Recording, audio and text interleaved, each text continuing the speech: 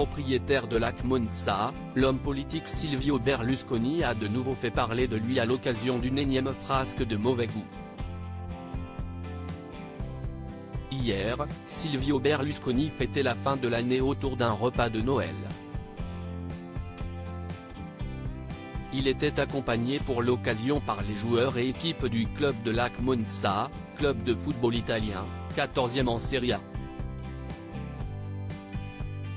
Une arrivée en Serie A qui fut une grande première l'été dernier, et qui a sans doute été fêtée dignement si l'on juge des promesses de mauvais goût de la part de son propriétaire. Le cadeau de Noël de mauvais goût promis par Silvio Berlusconi, car celui qui a fait son retour en politique avec les dernières élections est aussi le détenteur de Lac Monza, et les performances de son club ont l'air de le ravir.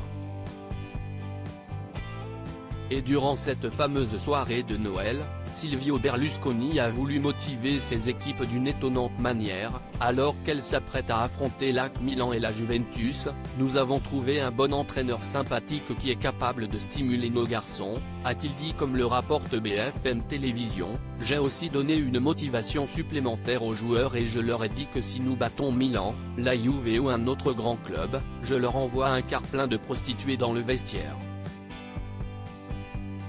Un habitué des frasques sexuelles. Si la promesse peut paraître déplacée, elle est finalement une grande habitude de Silvio Berlusconi. L'homme politique, qui fut président du Conseil italien pendant plusieurs années en Italie, avait été évincé après le scandale autour des escort girls qu'il invitait régulièrement dans sa villa. Le voir promettre un quart de prostituée à ses joueurs n'a donc rien d'étonnant, et a d'ailleurs fait exploser de rire l'assistance, ajoute la chaîne d'information en continu, dont sa compagne actuelle, Marta Fassina. Outre son retour aux affaires dans la politique italienne, et donc dans le football, Silvio Berlusconi détient d'une main de fer le groupe audiovisuel et de presse Mediaset. Si vous ne connaissez pas celui-ci, il fut derrière le lancement et la fin précipitée de la chaîne La 5, qui a vu le jour en France en 1985, pour finalement fermer en 1992, à peine 7 ans plus tard.